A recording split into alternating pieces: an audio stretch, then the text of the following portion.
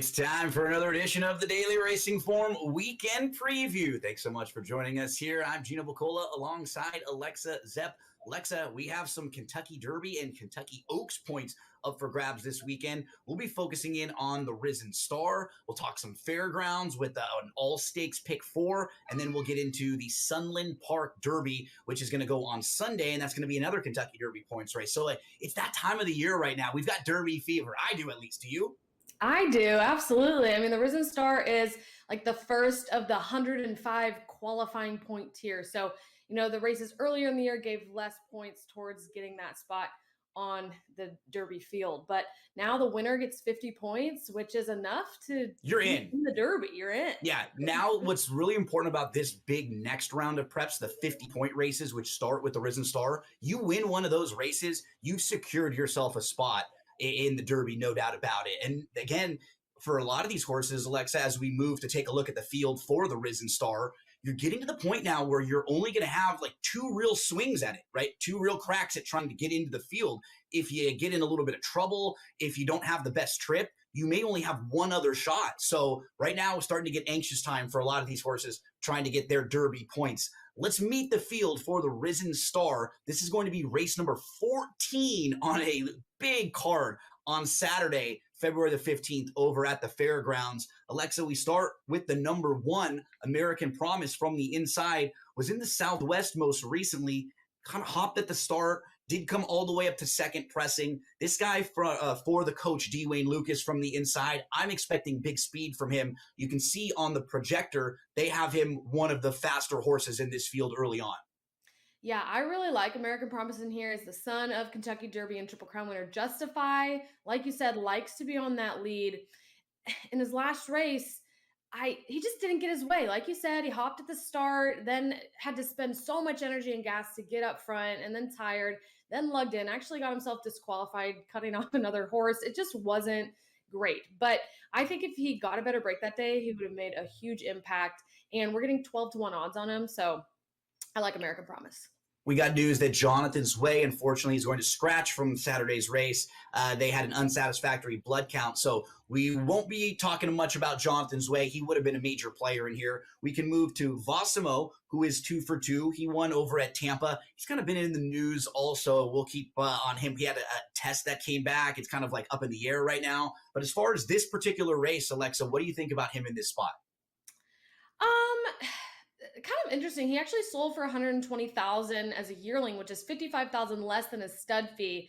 And stud fee is how much your owners pay for that seed. His dad was $175K a pop, so lucrative business there. But you usually want your horse to sell at least 3 times, more like 5 to 10 times is a great sale. So when they sell less, that's a little bit of a red flag. Like, was he just not looking that good? But I mean, he's run okay in his few races. So I think he's a wild card in here. He could step up, rise to the occasion, but he would need to improve from what we've seen so far. Thank you for the definition of stud fee. I thought that was my salary. That's what I was told I get paid was the stud fee, but I guess it has a double meaning there. East Avenue was the Breeders' Cup juvenile favorite, Alexa, and he was a major, major player in there. He looked like the horse to catch, stumbles out of the starting gate, and we haven't seen him since. So this will be the starting point for him for 2025. Now, I still think he's one of the better horses in this division, but we do have to keep in mind his goal is the Kentucky Derby. So his goal is, 3 races from now to be primed for his absolute best. He should be ready for a big race, but he might not be 100% fit for this race. Yeah, and East Avenue loves the lead. And so the Breeders' Cup already was going to be a really hard race for him because he drew the 1 hole. And when you want to shoot to the lead, you don't want that inside position where you can get caught in tight, pinned on the rail.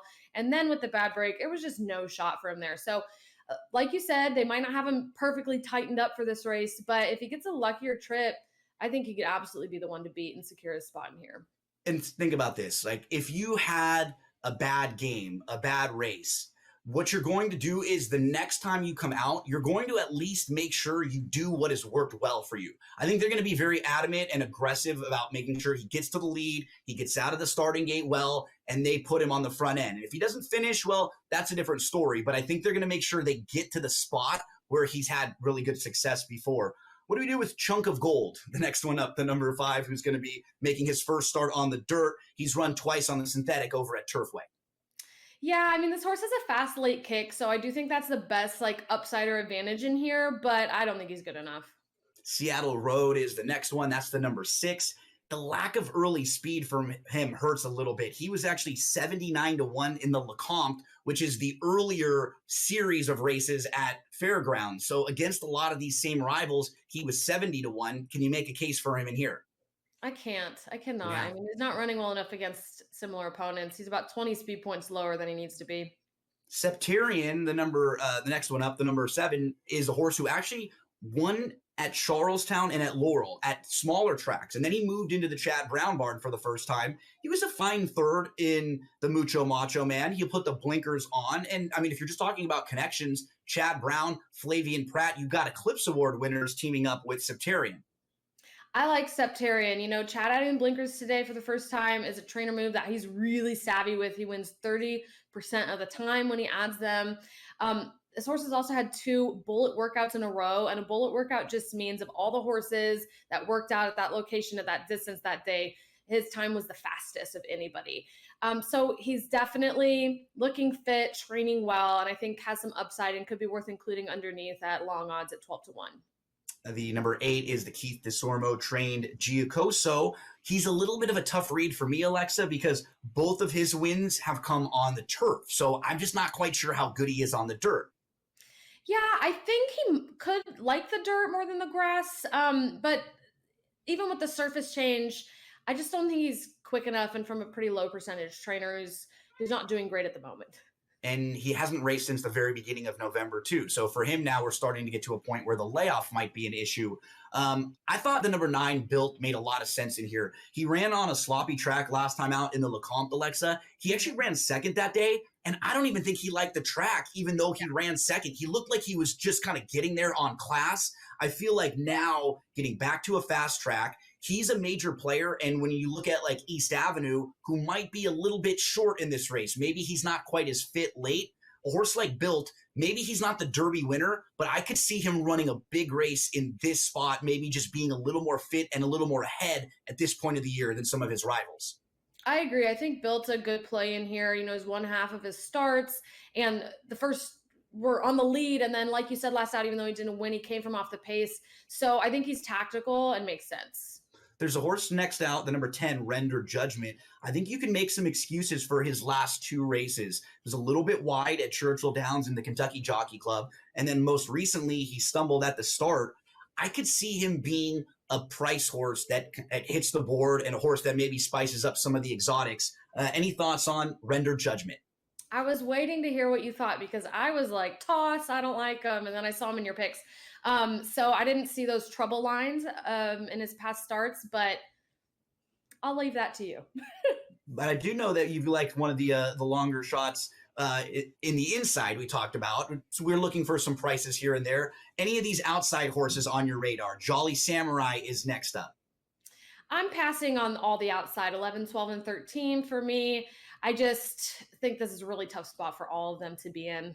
We're looking at Valmos Carlitos. I think of those outside 3, Alexa, I might give him a little bit of a look. His overall form isn't bad. I mean, he's faced softer company, but if you eliminate that grass race, the rest of the races really make sense on the 12, Valmos Carlitos. And then we see Magnitude, the number 13, rounding out the field. Again, he's a horse who you could probably eliminate that race on the sloppy track, and the rest of the form makes sense. So big field, they're going to have to improve a little bit, but a couple to the outside that maybe you could use in the bottom of exotics. Let's move to selections here. Alexa, what are you going to do with this one?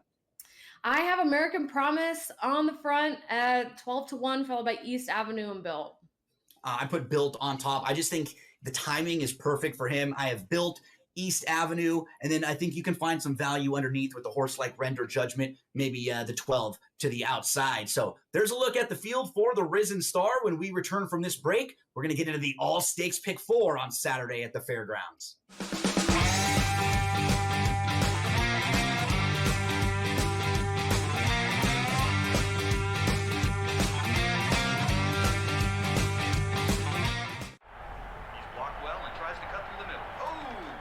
Your gut says Miami is going to win, and you should take the over. Your gut also said your NFT selfies would only go up in value. They didn't. But your head is on SportsGrid and knows the QB is in concussion protocol. The backup has a 45 QBR against the zone coverage. The New York D has the most sacks in the league. So yeah, trust your head. It's smarter to be on SportsGrid. You want me to solve all this tush-push and fourth down malarkey that goes on with the officials? Here's a crazy idea. Get rid of the worst rule in the NFL, and that is forward progress. How about this? Where I knock your ass on the ground is where the ball goes, period. Let's end this whole conversation. Like, if I drop you back 4 yards, then you lost 4 yards.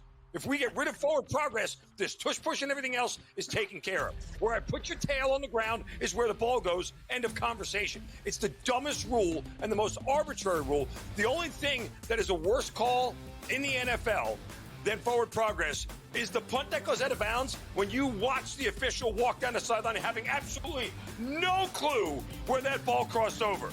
All I can think of is that Price is Right game go do-de-do-de-do, do-de-do-de-do, as he's walking down the sideline, arbitrarily trying to figure out where the ball crossed over because he's got no clue.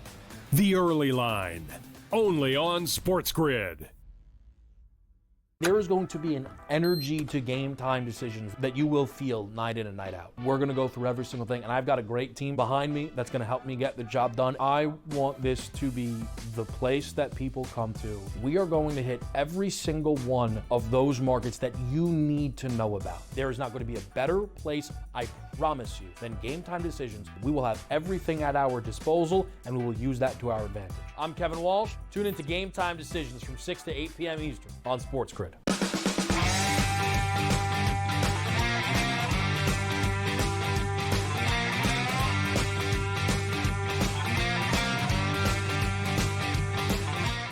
Welcome back to the weekend preview. So, Alexa, we're hanging out over at the fairgrounds. We're going to stay there for an all-graded stakes pick 4, races 11 through 14. But before we do, there's a couple different ads that are flashing on the bottom of the screen. We wanted to mention those and explain them a little bit more to you. First, you'll see the free picks, data, and analysis. Alexa, these are the formulator PPs, the all access past performances. So what's nice is whatever format you want, if you're a viewer, you can get those when you use that QR code. So you got to scan that QR code, right?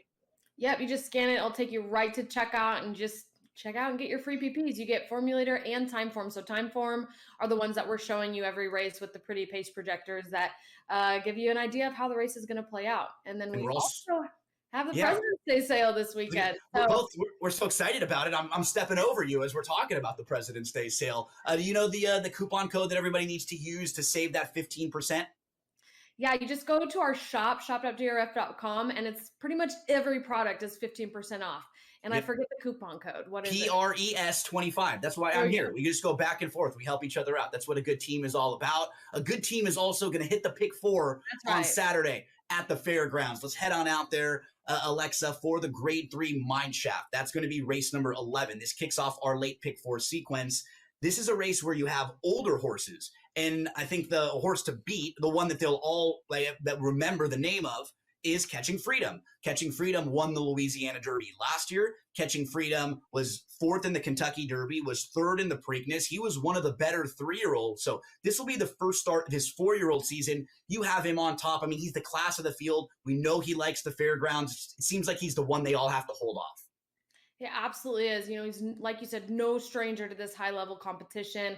Been off since June, but trainer Brad Cox wins 38% of the time when bringing horses back after more than 6 months off. So, you know, there's a lot of upside here. I do think he'll be the favorite. I'm hoping he'll stay kind of a tepid favorite. You see the morning line is 3-1. I mean, that would be awesome if he stayed there. Even 2-1, I think, would be a good spot for him odds-wise.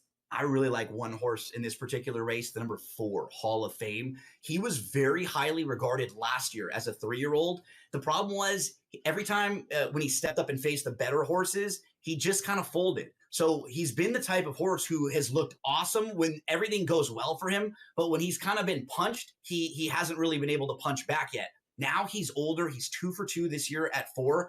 I think he has a chance to be like a really good top of the division older horse. It starts right here, though. He has to have a big win, and it could be in a spot like this when he is facing a horse like Catching Freedom coming off of a layoff. So Catching Freedom has not raced for a while. Maybe Hall of Fame can have that fitness advantage over him. And he's a little bit faster early in the race, so he can kind of get the jump on a horse like Catching Freedom. So we're going to use 2 horses to try to kick off the pick 4. We need either the 4 or the 5 to get the job done. And then, Alexa, we'll move to a really tricky 12th race. It's the Fairgrounds. It's a 1 1/8 race on the turf course. And we felt like we needed to use a good amount in here just to get through. Why don't you start us off? You're going to talk a little bit about the inside couple, right?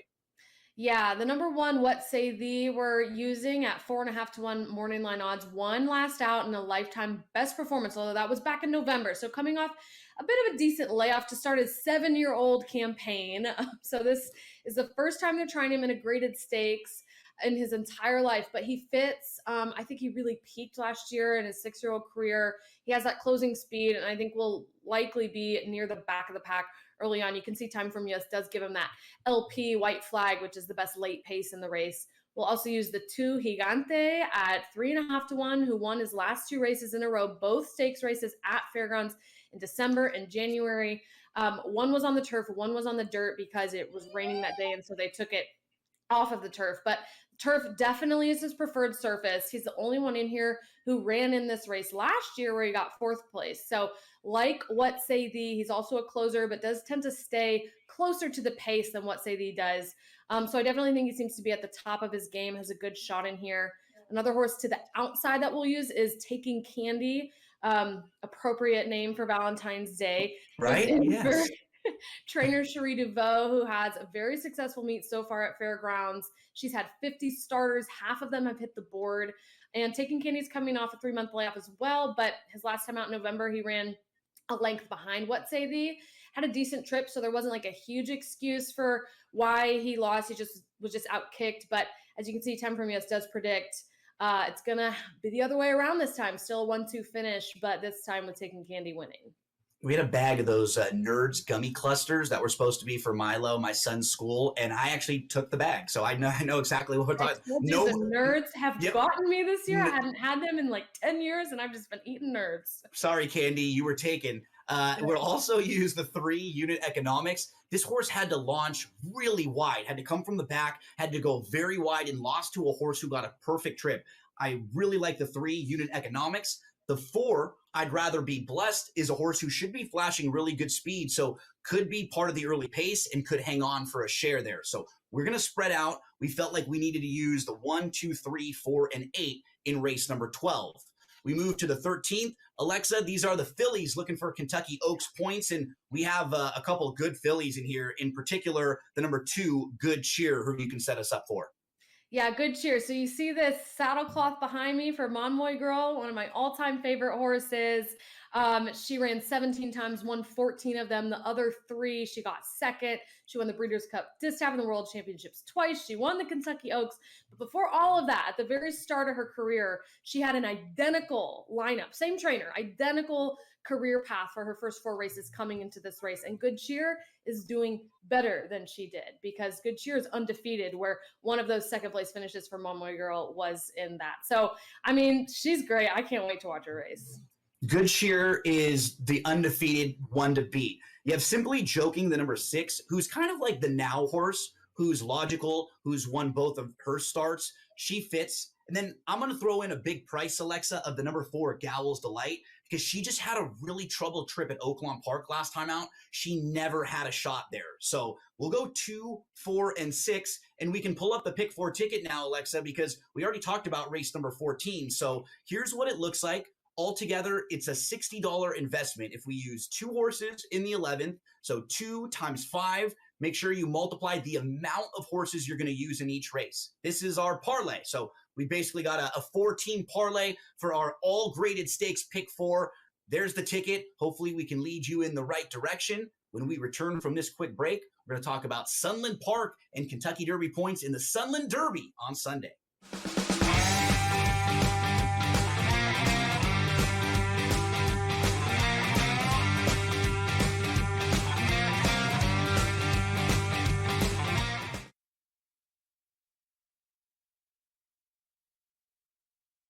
There is going to be an energy to game time decisions that you will feel night in and night out. We're going to go through every single thing, and I've got a great team behind me that's going to help me get the job done. I want this to be the place that people come to. We are going to hit every single one of those markets that you need to know about. There is not going to be a better place, I promise you, than Game Time Decisions. We will have everything at our disposal, and we will use that to our advantage. I'm Kevin Walsh. Tune into Game Time Decisions from 6 to 8 p.m. Eastern on SportsGrid.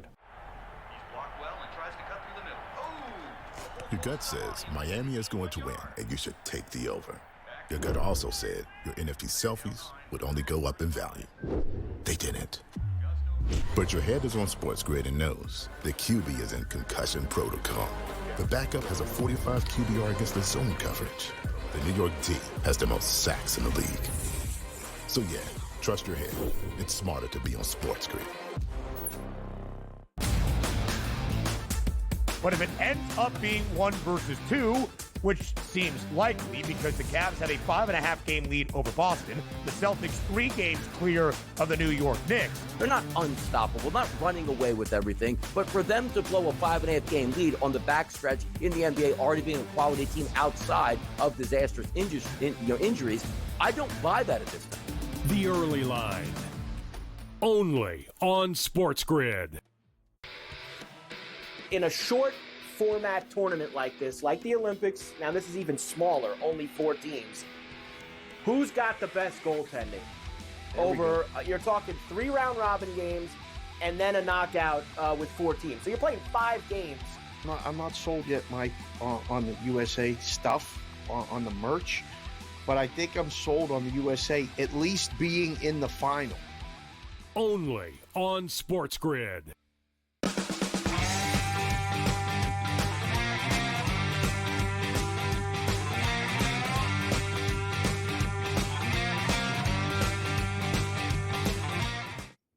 We've talked about any Sunday races on this show since we've been doing it, Alexa. Almost all of our previews have been previews of things that are going to happen on Saturday. I think even once we did some Friday races, but now we're going to talk about a Sunday race, which is the Sunland Park Derby over at Sunland Park. It's not a 50-point Kentucky Derby race. It's a 20-point race, but it's still very valuable because the winner of this race won't be too far off from getting in the starting gate. And even if you finish second or third, it's nice to pick up some of those points, and then you can maybe try to get into another prep race and pick up more points in a month or so. So let's take a look at this field for Sunday over at Sunland Park. The Sunland Park Derby, they'll go 1 1/16. It's a $400,000 purse. And Alexa, we can start with the number 4 getaway car for trainer Bob Baffert. We'll see Baffert or some of the big name trainers sometimes send maybe like their C-string horses out to some of the smaller tracks because they're so loaded with really good horses. They want to separate them all over.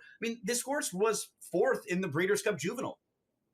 Yeah, and this is kind of cool. I like this race being at Sunland, kind of a smaller circuit, gives some of the smaller guys a chance to bring their best. But then, like you said, the big guys will bring over, their C-stringers to try to pick up points too. I don't know if I'd call Getaway Car a C-stringer, though. I mean, he was like the 8. When he started, he won his first couple races. He was the best of the 2-year-olds for Baffert early on. Yeah, he was. I mean, he ran really well, has run in really difficult races, Grade 1 American Pharoah, Breeders' Cup Juvenile, but I think Bob just saw this as an easy way to try to go pick up 20 points. He's already has 16 points on the Derby leaderboard. So if he wins this, he'll be really close. He wouldn't even have to win another race, just like decently place in another prep race to secure a spot. So probably the one to beat. But I also like the number 1. It's My Birthday, who's 20-1. This is a long shot, undefeated in 2 starts, much lower level than today's Derby. However, speed figure is absolutely competitive with the rest in here. So I wouldn't discount him. Moving from a sprint to a route with trainer Robertino Diodoro, who wins 29% of the time with this move. And he has a blazing fast workout to back this all up last week. So at 20-1 odds, I feel like you just throw that one in there. You see Timeform has him leading the field, but I don't see there being that much pressure on him. I think he could stay the course and, be the leader in here. David Aragona, one of our colleagues from Daily Racing Form, actually likes this horse too. Alexa, he put him right on top in the race in the race. He was braver than I was. Right? Favorite. I was like, I don't want to tout him on top, but all right, go David. Right. So who are a couple of the others that you liked underneath? Yeah, I like Take Charge Tom, the number 6 at 8-1. Like It's My Birthday, another undefeated contender from the Robertino Diodoro barn, who has been running at these smaller circuits with convincing speed figures. I just think Take Charge Tom, wow, that's hard to say. Take Charge Tom can sit off the pace a bit more than some of these other speedsters in here. Another one, McKenzie Street, the 7, similar to Getaway Car, has been running at major tracks and some high-level racing, so has a leg up on some of this field from a class level standpoint. Kind of feels like you have Getaway Car, the 4, who's the one to beat, and then the next tier of contenders would be the number 8, Touchy, for Wesley Ward. I have some concerns with him. He's multiple stakes placed, but this is his first start beyond 6.5 furlongs. So he'll have to show us he can go this far. And I think he's going to take a good amount of money. And then the 7, McKenzie Street, is probably another one that's in that top tier. He's multiple grade 1 placed. I mean, this is a horse who's faced really nice company. But the question with I think all 3 of those runners, the 4, the 7, and the 8, they were all horses, Alexa, that were kind of like the kid who's precocious, right? Who's really good early on, but then as everybody starts to get older and catch up, maybe not so far along, maybe not so far ahead of everyone. I kind of get the sense that these 3 horses were that type of runners where they were ahead of everybody early. I don't know if now they're quite as good as some of the others have caught up, but those 3 to me feel like the horses to absolutely beat, but that might be different than the horse to bet. Because for me, I want to talk a minute about the number 9, Caldera. He's only started 3 times, and he showed improvement in each of those starts. That's what I love. He's had the ability to sit off the pace a little bit, but in their most recent race, Alexa, they just got aggressive with him because they thought he was probably the best horse in there. So I like the outside draw. He can sit. He can pass horses too. Remind us one more time. Go through your top 4 picks as we've got about 30 seconds left in show. Yep, I've got Getaway Car on top over It's My Birthday, Take Charge Tom, and McKenzie Street. Speaking of Tom Q helping us out with some of the graphics there that you can see right across the bottom of the screen. Free picks, data, and analysis when you use that QR code. Also, take advantage of the President's Day sale, the coupon code PRES25. Shout out to producer Tom. Shout out to producer Rich. Alexa, I'll see you right back here next week. Good luck, everyone.